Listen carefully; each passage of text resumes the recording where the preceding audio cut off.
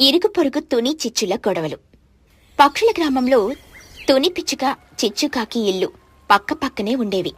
మధ్యలో ఒక చిన్న కాలిబాట తప్ప పెద్ద అడ్డుగోడలేమీ లేవు. తుని పిచ్చుక ఇల్లు చిన్నగా, నీటుగా, ఇంటి ముందు చిన్న పూల మొక్కలతో అందంగా ఉండేది. ఇక చిచ్చుకాకి ఇల్లు కొంచెం పెద్దగా ఉన్నా ఎప్పుడూ ఏదో ఒక సామాను బయటపడేసి కొంచెం చిందరవందరగా కనిపించేది.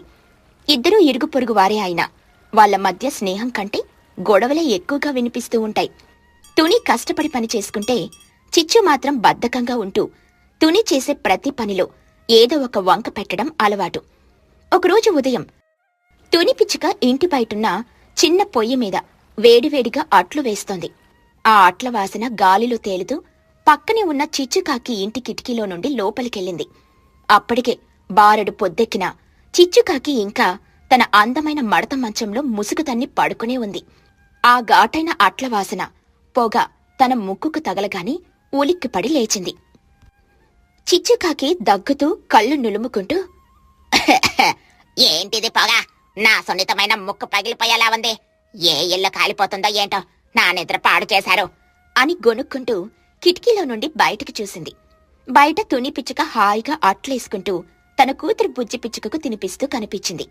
ఆ పొయ్యి నుండి వస్తున్న పొగ నేరుగా చిచ్చుకాకి కిటికీ వైపే వస్తుంది. అది చూసి చిచ్చుకి ఒళ్ళు మండిపోయింది. చిచ్చుకాకి తనలో తాను, ఓహో, ఈ తుని పనేనా ఇదంతా? కావాలని నా కిటికీ ముందు పొయ్యి పెట్టి నా నిద్ర చెడగొడుతోంది. దీని అంతు చూడాలి అని అనుకుంటూ నిద్రమత్తులోనే కోపంగా బయటకొచ్చింది. చిచ్చుకాకి గట్టిగా అరుస్తూ, ఏంటి ఈ ఉదయం పూట నీ హడావడి? నీ పొయ్యి పొగతో నా ఇల్లంతా నిండిపోయింది. నాకు ఊపిరాడడం లేదు. పైగా ఆ అట్ల వాసనకు నా తల తిరిగిపోతుంది. వెంటనే ఆ పొయ్యి ఆపేయ్. తుని పిచ్చుక ఆశ్చర్యంగా, ఏంటి చిచ్చు, అప్పుడే నిద్రలేచావా? నేను నా ఇంటి బయట వంట చేసుకుంటున్నాను. నీకేంటిబ్బంది? అయినా నా అట్ల వాసన అంత బాగుంటుంది, దానికి తల తిరుగుతుందా? నాకు బాగుండలేదు. ఆ వాసన నాకు పడదు. నీ పొగ వల్ల నా అందమైన మొక్క నల్లగా అయిపోతుంది. నువ్వు కావాలని నా కిటికీ ముందే పొయ్యి పెట్టావు. నా మీద నీకు అసూయ ఎక్కువైపోయింది. అసూయ దేనికి? నువ్వు హాయిగా పడుకుంటే నేను కష్టపడి వంట చేసుకుంటున్నాను. ఇందులో అసూయ పడడానికి ఏముంది? అయినా పొయ్యి ఎక్కడ పెట్టుకోవాలో నువ్వు చెప్తావా ఏంటి? ఇది నా స్థలం. ఇంతలో వాళ్ల గొడవ విని వాళ్ల పిల్లలు బుజ్జి పిచ్చుక, చిన్నుకాకి అక్కడికొచ్చారు. చిన్నుకాకి తల్లివైపు చూస్తూ, అమ్మా, ఏమైంది? తుని అత్త వేడివేడి అట్లు వేస్తుంది. వాసన భలే వస్తోంది. నాకు కూడా ఒకటి పెట్టించుకోవా?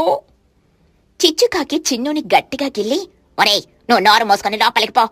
ఈ వాసన విషం లాంటిది, తినకూడదు. బుజ్జి పిచ్చుక తల్లివైపు చూస్తూ, చిచ్చు అట్టి ఎందుకలా అరుస్తోంది? నీ అట్లు చాలా బాగుంటాయి కదా, కావాలంటే చిచ్చు అట్టి కూడా ఒకటిద్దామా? వద్దులే బుజ్జి, ఆవిడకు మన వంటకాలు పడవంట. పద, మనం తిందాం. తుని, వెళ్తున్నావేంటే? నా సమస్య తీర్చకుండా ఎలా వెళ్తావు? నీ పొయ్యిని ఇక్కడ నుండి తీసేయి. నేనెందుకు తీయాలి? నీకిబ్బందిగా ఉంటే నువ్వు నీ కిటికీని మూసుకో. ఇద్దరూ ఒకరి మీద ఒకరు అరుచుకోవడం మొదలుపెట్టారు. నా స్థలమంటే నా గాలి అని వాదించుకుంటున్నారు. ఆ గొడవ పెద్దదవ్వడంతో పక్కింటి చోటు చిలుక, మహిగ్రద్ద అక్కడికొచ్చారు. చోటు చిలుక నవ్వుతూ, ఏంటి తుని చిచ్చు ఉదయాన్నే మంచి కచేరీ మొదలుపెట్టారు? విషయం ఏంటి? చూడు చోట, ఈ తుని నా కిటికీ ముందే పొయ్యి పెట్టి పొగ వేస్తుంది. నా ఆరోగ్యం పాడైపోతుంది. పైగా నన్ను కిటికీ మూసుకోమంటుంది. నేను నా ఇంట్లో వంట చేసుకుంటుంటే తానే వచ్చి గొడవ పెట్టుకుంది. అనవసరంగా నా మీద నిందలేస్తుంది.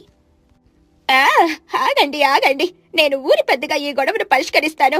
ముందుగా తుని, నువ్వు వంట ఎక్కడ చేస్తున్నావు? నా ఇంటి ముందు, నా స్థలంలోని మహిగారు. చిచ్చు, నీకు పొగ వల్ల ఇబ్బందిగా ఉందా? ఇబ్బందే కాదు, ప్రాణం పొయ్యేలా ఉంది. ఆ అట్ల వాసనకు నాకేమో కడుపులో తిప్పుతోంది.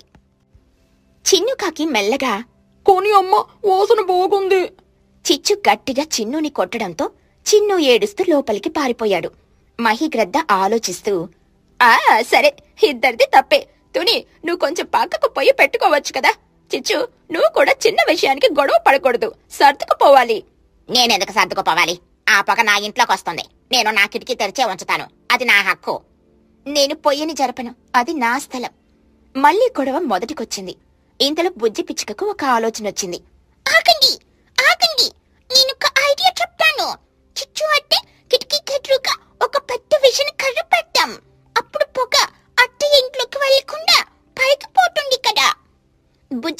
చెప్పిన అమాయకపు పరిష్కారానికి అందరికీ నవ్వొచ్చింది. అమ్మో బుజ్జి, నీ తెలివి అమోఘం. నువ్వు పెద్ద ఇంజనీర్ అవుతావు. సరే, నవ్వుడు వాపండి. దీనికొకటే పరిష్కారం. మీ ఇద్దరి ఇళ్ల మధ్యలో ఒక చిన్న గోడ లాంటిది కడదాం. లేదా కనీసం ఒక పొడవాటి మొక్కల పందిరి వేద్దాం. అప్పుడు పొగ నేరుగా పైకి వెళ్తుంది. గోడ కట్టాలా? దానికి డబ్బులు ఎవరిస్తారో? నా దగ్గర లేవు. నా దగ్గర లేవు. అయినా ఈ చిన్న పొగ కోసం గోడలు కట్టాలా? సమస్య మళ్ళీ మొదటికి వచ్చింది. మధ్యాహ్నమయ్యింది. తుని పిచ్చుక వంట పూర్తి చేసుకుని ఇంటి ముందున్న చిన్న నీటి కాలువలో గిన్నెల్ని కడుగుతోంది. ఆ కాలువ ఇద్దరి ఇళ్ల మధ్యలో నుండి ప్రవహిస్తోంది. తుని గిన్నెలు కడుగుతుంటే ఆ మురికి నీళ్లు కొంచెం చిచ్చుకాకి ఇంటి వైపు వెళ్లాయి. అప్పుడే స్నానం చేసి అందంగా తయారయ్యి బయటకొచ్చిన చిచ్చుకాకి ఆ మురికి నీళ్లు తన కాలికి తగలగానే కిర్రుమంది. చిచ్చే, మురికి నీళ్లు! తుని, నీకు బుద్ధుందా? నా అందమైన కాళ్ళ మీద మురికి నీళ్లు పోస్తావా? నేనిప్పుడే పెడిక్యూర్ చేయించుకుని మరీ వచ్చాను. తుని పిచ్చుక విసుగ్గా, అయ్యో, అనుకోకుండా పడ్డాయిలే చిచ్చు. దానికంత గొడవ చేయాలా? నీ పెడిక్యూర్ ఏమైనా బంగారంతో చేశారా ఏంటి? బంగారం కంటే ఎక్కువ. నా కాళ్ళు చాలా సున్నితమైనవి. నువ్వు కావాలని నా మీద మురికి నీళ్లు పోసావు. ఉదయం పోగా ఇప్పుడు మురికి నీళ్లు. నన్ను ఈ ఊరు నుండి పంపించేయాలని చూస్తున్నావా? నిన్ను పంపించేస్తే నాకేంటి లాభం? నీతో గొడవ పడ్డానికి నాకు టైం పాస్ అవుతోంది కదా. చూసావా, నిజం ఒప్పుకుంది. నాతో గొడవ పడడమే నీకు టైం పాస్ అంట. నీకు బుద్ధి లేదు. ఇద్దరూ మళ్లీ కాలువ దగ్గర నిలబడి గొడవ పడడం మొదలుపెట్టారు. ఈసారి చిచ్చుకాకి ఇంకా రెచ్చిపోయింది. ఈ కాలువ నీళ్లు నా వైపు రాకూడదు. మధ్యలో ఒక ఆనకట్ట కట్టెయ్యి. ఆనకట్ట? ఈ చిన్న కాలువకా? నీకు నిజంగానే పిచ్చి పట్టింది చిచ్చు. పిచ్చి నీకు పట్టింది. నువ్వే కట్టు, లేదంటే నేను కడతాను అంటూ పక్కనే ఉన్న కొన్ని రాళ్లను తీసి ఆ కాలువ మధ్యలో వేయడం మొదలుపెట్టింది. ఏయ్, ఏం చేస్తున్నావు? అలా రాళ్లు వేస్తే నీళ్ళాగిపోతాయి కదా. నాకదే కావాలి. ఇద్దరూ ఆ రాళ్ల కోసం కొట్టుకోవడం మొదలుపెట్టారు. ఆ తోపులాటలో చిచ్చుకాకి బ్యాలెన్స్ తప్పి బొల్లుమని ఆ మురికి నీటి కాలువలోనే పడిపోయింది. కాలువలో పెద్దగా నీళ్లు లేకపోయినా బురద మాత్రం బాగా ఉంది. చిచ్చుకాకి ముఖం, బట్టలు అన్ని బురదమయమయ్యాయి. ఆమె తల మీద ఒక చిన్న కప్ప కూర్చుని బెకబెక అంటుంది. ఒక్క క్షణం అంతా నిశ్శబ్దం. తర్వాత తుని పిచ్చుకతో పాటు అక్కడికి చేరిన చోటు, మహి, పిల్లలందరూ కూడా గట్టిగా పొట్ట చెక్కలయ్యేలా నవ్వడం మొదలుపెట్టారు. బుజ్జి పిచ్చుక నవ్వుతూ, అమ్మా చూడు, చిచ్చు అట్ట బొడ్డు స్నానం చేస్తుంది. కప్ప కూడా తన ఫ్రెండ్ అయ్యండి. చిన్నుకాకి నవ్వాలో ఏడవాలో తెలియక, అమ్మో, నీ కొత్త డ్రెస్సు! చిచ్చుకాకి అవమానంతో, కోపంతో ఏడుపు తన్నుకొచ్చింది. కాపాడండ్రా బాబు అని అరిచింది. తుని పిచ్చుక నవ్వాపుకొని చిచ్చుకి చెయ్యి అందించి బయటికి లాగింది. చిచ్చు అవతారం చూసి అందరికీ ఇంకా నవ్వొస్తుంది. చూసావా చిచ్చు, అనవసరంగా గొడవ పడితే ఇలాగే బురదలు పడాల్సొస్తుంది. నీ ఆనకట్టే నిన్ను ముంచింది. చిచ్చుకాకి బురద తుడుచుకుంటూ గొనుక్కుంటూ, ఇదంతా నీ వల్లే, నువ్వే నన్ను తోసేశావు. మహిగ్రద్ద నవ్వుతూ, సరేలే, జరిగిందేదో జరిగిపోయింది. ఇకనైనా ఇద్దరు గొడవలు మానేసి స్నేహంగా ఉండండి. పక్క పక్కన ఉన్న వాళ్ళు ఇలా కొట్టుకుంటే ఎలా? అవును, ఈ రోజు నుండి మీరిద్దరూ మంచి స్నేహితులు అవ్వాలి. రేపటి నుండి తుని వంట చేస్తే చిచ్చు గిన్నెలు కడగాలి. అప్పుడు గొడవే ఉండదు. ఆ మాటకు అందరూ నవ్వారు, చిచ్చు తప్ప. నేను గిన్నెలు తోమనా? చిచ్చే, నా వల్ల కాదు. కావాలంటే తుని వండిన దాంట్లో నాకు సగం వాటా ఇవ్వాలి. అప్పుడు నేను గొడవ పడను. సరేలే చిచ్చు, నీ బురద స్నానానికి నేను జాలి పడుతున్నాను. నీకూడా కొన్ని అట్లు ఇస్తానులే, కాని మళ్ళీ గొడవ పెట్టుకోకే. చిచ్చుకాకి అయిష్టంగానే సరేనంది. తుని ఇచ్చిన అట్లు తింటూ, ఉప్పు కొంచెం తక్కువైంది అని మళ్ళీ వంక పెట్టింది. ఆ విధంగా ఆ రోజు గొడవ ఒక కొలికి వచ్చినట్టు అనిపించినా తుని పిచ్చుక చిచ్చుకాకిల మధ్య చిన్న చిన్న సరదా గొడవలు అలా కొనసాగుతూనే ఉంటాయని అందరికీ అర్థమైంది. అదే వాళ్ళ ఇరుగు పొరుగు బంధం. పక్షుల గ్రామంలో అది సీతాఫలాల కాలం. ఊరి చివరున్న పాడుపడిన తోటలో సీతాఫలం చెట్లు కాయలతో నిండిపోయున్నాయి. పండిన పండ్లు వాటంతట అవే కింద రాలిపోతున్నాయి తప్ప వాటిని పట్టించుకునే నాదుడే లేడు. ఊర్లోని పక్షులందరికీ రోజూ పొలం పండ్లు, ఇంటి పండ్లతోనే సరిపోతుంది. ఈ సీతాఫలాల గురించి ఆలోచించే తీరిక ఎవ్వరికీ లేదు. ఒకరోజు సాయంత్రం తుని పిచ్చుక తన కూతురు పుచ్చితో కలిసి ఇంటికొస్తూ ఉండగా ఆ పాడుపడిన తోట దగ్గర ఆగారు. కింద రాలిపడి ఉన్న సీతాఫలాలను చూసి పుజ్జి పిచ్చుక నోరు ఊరింది. అమ్మా చూడు, ఎన్ని సీతాఫలాలు! ఎంత మంచి వాసన వస్తుందో! మనం కొన్ని ఏరుకుని వెళ్దామా? నాకు తినాలనుంది. తుని పిచ్చుక చుట్టూ చూస్తూ, అవును పుచ్చి, ఈ చెట్లకు ఎంత బాగా కాయలు కాసాయో, కానీ ఎవరూ వీటిని పట్టించుకోవడం లేదు. అంతా వృధా అయిపోతున్నాయి. బుజ్జి కొన్ని పండిన పండ్లను ఏరుకొని ఆత్రంగా తినడం మొదలుపెట్టింది. బుజ్జి పిచ్చుక తింటూ, అమ్మా ఎంత తీయగా ఉన్నాయో, అమృతంలో ఉన్నాయి. మనం రోజు ఇక్కడికొచ్చి తిందామా? తుని పిచ్చుక ఆలోచిస్తూ, తినడమే కాదు బుజ్జి, వీటితో మనం ఇంకేమైనా చేయొచ్చేమో. ఆమెకు మెరుపులా ఒక ఆలోచనొచ్చింది. ఈ పండ్లను ఊరికే వదిలేయడం కంటే వీటితో ఏదైనా వ్యాపారం చేస్తే ఎలా ఉంటుంది? మనకు కాస్త ఆదాయం వస్తుంది, ఊరి జనాలకు మంచి పండ్లు దొరుకుతాయి అని అనుకుంది. బుజ్జి, నాకొక మంచి ఆలోచన వచ్చింది. మనం ఈ సీతాఫలాలతో ఒక చిన్న వ్యాపారం మొదలు పెడతాం. బుజ్జి పిచ్చుక ఆశ్చర్యంగా, వ్యాపారమా? సీతాఫలాలతోనా? ఎవరు కొంటారమ్మా? అందరూ ఉచితంగానే ఏరుకుంటారు కదా. అలా కాదు బుజ్జి, అందరికీ ఏరుకునే సమయం ఉండదు కదా.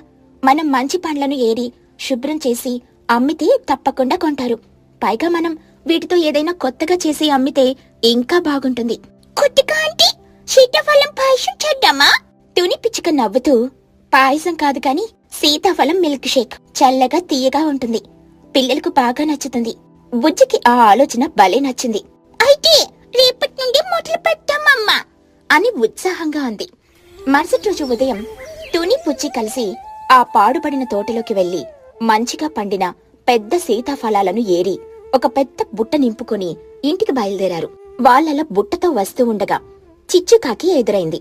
చిచ్చుకాకి బుట్ట వైపు వింతగా చూస్తూ, ఏంటితోనే ఈ రోజు కూరగాయల బదులు సీతాఫలాల వ్యాపారం మొదలు పెట్టావా? ఇవి ఎవరు కొంటారు? చెట్ల కింద బోలెడు రాలిపడి ఉన్నాయి కదా. నీ తెలివి కూడా ఆ పండిన పండులాగే మెత్తబడిపోయినట్టుంది. మేము పండ్లు మాత్రమే కాదు చిచ్చు, వీటితో సీతాఫలం మిల్క్ షేక్ కూడా చేసి అమ్ముతాము. చిచ్చుకాకి పెద్దగా నవ్వుతూ, మిల్క్ షేకా? ఆ పేరేదో బాగుంది కానీ ఈ పల్లెటూరి పక్షులకు అవన్నీ నచ్చుతాయా? వాళ్ళకి కావాల్సింది వేడి వేడి టీ, కారం కారంగా బజ్జీలు. నీ షేకులు ఎవరు తాగుతారు? అనవసరంగా పాలు పంచదార దండగా. మా షేక్ చాలా రుచిగా ఉంటుందట, నువ్వే మొదటొచ్చి తాగుతావు చూడు. నేనా? చిచే, నాకా తీయటి పానీయాలు పడవు. నాకు మంచి ఘాటుగా మసాలా టీ కావాలి. సరేలే, మీ వ్యాపారం ఎన్ని రోజులు సాగుతుందో నేను చూస్తానులే అని ఎగతాళిగా నవ్వి వెళ్లిపోయింది. తుని పిచ్చుక చిచ్చు మాటల్ని పట్టించుకోకుండా బుజ్జితో కలిసి ఇంటికెళ్ళింది. తుని పుచ్చి కలిసి ఆ సీతాఫలాల నుండి జాగ్రత్తగా గుజ్జును వేరు చేశారు. కొన్ని పండ్లను అమ్మడానికి పక్కన పెట్టారు. తుని మంచి చిక్కటి పాలు, పంచదార, కొద్దిగా యాలకుల పొడికి కలిపి రుచికరమైన సీతాఫలం మిల్క్ షేక్ ని తయారు చేసింది. బుజ్జి పిచ్చుక రుచి చూసి, అమ్మా అద్భుతం, ఎంత బాగుందో, ఇది తాగితే రోజంతా హాయిగా ఉండొచ్చు. వాళ్ళు ఊరి మధ్యలో మర్రి చెట్టు కింద ఒక చిన్న బల్ల ఏర్పాటు చేసుకున్నారు. ఒక పక్క బుట్టలో సీతాఫలాలు, మరో పక్క ఒక పెద్ద మట్టి కుండలో చల్లటి మిల్క్ షేక్ పెట్టుకున్నారు. బుజ్జి పిచ్చుక ఒక చిన్న బోర్డు మీద తాజా సీతాఫలాలు మరియు చల్లటి మిల్క్ షేక్ సెంటర్ అని అందంగా రాసి పెట్టింది. వ్యాపారం మొదలైంది. మొదట ఎవరూ పెద్దగా ఆసక్తి చూపలేదు. పక్షులు అటుగా వెళ్తూ, సీతాఫలాలా, మా చెట్ల కిందే బోలెడున్నాయి అని అనుకుంటూ వెళ్లిపోయారు. తుని పుచ్చి ముఖాలు చిన్నబోయాయి. అమ్మా, చిచ్చు అత్త చెప్పింది నిజమయ్యేలా ఉంది, ఎవరు కొనటం లేదు. ఇప్పుడే కదా మొదలుపెట్టాం బుజ్జి, ఓపిక పట్టు, మన వస్తువు మంచిదైతే తప్పకుండా వస్తారు. అప్పుడే అటుగా చోటు చిలుక తన కొడుకు బన్నుతో వచ్చింది. బన్నుకి ఆ మిల్క్ షేక్ కుండ మీద ఆసక్తి కలిగింది. అమ్మా అమ్మా, ఆ కుండలో ఏమండే వాసన భలే వస్తోంది. తుని, ఏంటది కొత్త వ్యాపారం? సీతాఫలాలు మిల్క్ షేక్ అమ్ముతున్నాం చోటు, రుచి చూస్తారా? సీతాఫలమా? నాకు ఆ గింజలు తీసి తినాలంటేనే బద్ధకం.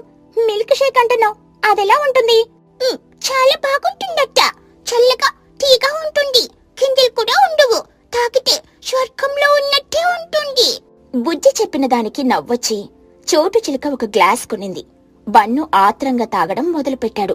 అమ్మా, ఇది సూపర్, నాకింకో గ్లాస్ కావాలి.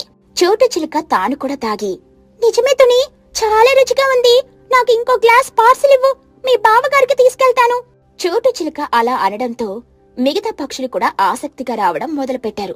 మహిగ్రద్ద, లూసీ పావురం, కుహుబాతు అందరూ వచ్చి మిల్క్ షేక్ రుచిని చూశారు.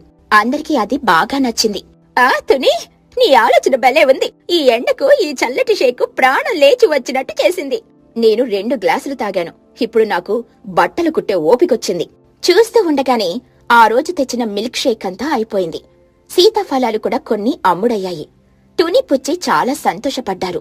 తుని వ్యాపారం బాగా జరుగుతోందని తెలిసిన చిచ్చుకాకి కడుపు మండిపోయింది. నేనెగతాళి చేస్తే అది నిజంగా వ్యాపారం చేసి సక్సెస్ అయ్యిందే. దీన్ని ఎలాగైనా ఆపాలి అని కుట్ర పన్నింది. మరుసటి రోజు తుని, బుజ్జి మళ్లీ షేక్ తయారు చేసి బండి దగ్గరికి వచ్చారు. అప్పటికే అక్కడ చిచ్చుకాకి తన కొడుకు చిన్నుతో కలిసి ఒక కొత్త బండి పెట్టుకుని ఉంది. దానిమీద చిచ్చుకాకి స్పెషల్ ఘాటు మసాలా టీ అండ్ కారం కారం మిరపకాయ బజ్జీ సెంటర్ అని పెద్ద బోర్డుంది. చిచ్చుకాకి తునిని చూసి వెటకారంగా, ఏంటి తనే, ఈ రోజు కూడా వచ్చావా? నా వేడి వేడి బజ్జీల ముందు నీ చల్లటి షేక్ నిలబడుతుందా? ప్రతిదానికి దాని ప్రత్యేకత ఉంటుందిలే చిచ్చు. నీ వ్యాపారం నువ్వు చూసుకో, నా వ్యాపారం నేను చేసుకుంటాను. చిచ్చుకాకి ఊరుకోలేదు. తుని దగ్గరికి ఎవరైనా షేక్ తాగడానికి వస్తే వాళ్ళని దారి మళ్లించడం మొదలుపెట్టింది. చిచ్చుకాకి ఒక పక్షి షేక్ తాగబోతూ ఉంటే, అయ్యా, ఆ చల్లటి షేక్ తాగి జలుబు తెచ్చుకుంటావా? ఈ వర్షాకాలంలో వేడివేడిగా నా మసాలా టీ తాగు. ఆరోగ్యానికి ఆరోగ్యం, రుచికి రుచే. అలాగే చిచ్చుకాకి మరో పక్షికి, సీతాఫలం తింటే కొందరికి పడదట, కడుపులో గడబిడ అవుతుందట. నా బజ్జీలైతే తిను, అవేవి చెయ్యవో. ఇలా తప్పుడు ప్రచారం చేయడంతో కొన్ని పక్షులు భయపడి వెనక్కి తగ్గిపోయాయి. తుని వ్యాపారం మళ్లీ డల్ అయింది. బుజ్జికి చాలా కోపం వచ్చింది. అమ్మా, చూశావా? చిచ్చు అట్టి ఏం చేస్తుందో, మన వ్యాపారాన్ని పాడు చేస్తుంది. ఊరుకో బుజ్జి, గొడవ పడద్దు. నిజం ఎప్పటికైనా గెలుస్తుంది. కాని చిచ్చుకాకి ఆగలేదు. తాను తెచ్చిన పాత మిరపకాయలతో బజ్జీలు వేయడం మొదలుపెట్టింది. వాటిని తిన్న కొందరు పక్షులకు కడుపులో నొప్పి మొదలైంది. కుహుబాతు కడుపు పట్టుకుని, అమ్మా, ఈ బజ్జీలు తిన్నాక నా కడుపులో డబ్బు కొడుతున్నట్టుంది. చిచ్చు, ఏం కలిపావే ఇందులో? నేనేం కలపలేదు. నా వంట అయితే అద్భుతం. నీ కడుపే సరిగ్గా లేదు. ఇలాంటి సంఘటనలతో పక్షులు చిచ్చు బండి వైపు వెళ్లడం మానేశారు. వాళ్ళకి తుని షేక్ మీదే నమ్మకం కలిగింది. అయినా సరే వ్యాపారం ఇంకా పుంజుకోవాలని బుజ్జి పిచ్చుకకు అనిపించింది. ఆమెకు మరో ఆలోచన. అమ్మా, మనం మిల్క్ షేక్ తో పాటు సీతాఫలం కుల్ఫీ కూడా చేద్దామా? అది ఇంకా చల్లగా గట్టిగా ఉంటుంది, అందరికీ నచ్చుతుంది. తునికి ఆ ఆలోచన నచ్చింది. వాళ్ళు ఆ రోజు సీతాఫలం గుజ్జుతో, పాలతో కుల్ఫీలు తయారు చేసి చిన్న చిన్న ఆకు దొన్నెలలో పెట్టి చల్లబర్చడానికి నది ఒడ్డున ఇసుకలో పాతిపెట్టారు. మరుసటి రోజు వాళ్ళు మిల్క్ షేక్ తో పాటు స్పెషల్ సీతాఫలం కుల్ఫీ అని బోర్డు పెట్టారు. బుజ్జి పిచ్చిక గట్టిగా అరుస్తూ, రండి రండి, చల్ల చల్లని కుల్ఫీ తింటే మీ మనసు తేలిపోతుంది. ఒక్కసారి తిన్నారంటే మళ్ళీ మళ్ళీ వస్తారు. కుల్ఫీ అనే మాట వినగానే పిల్లలందరూ ఆసక్తిగా వచ్చారు.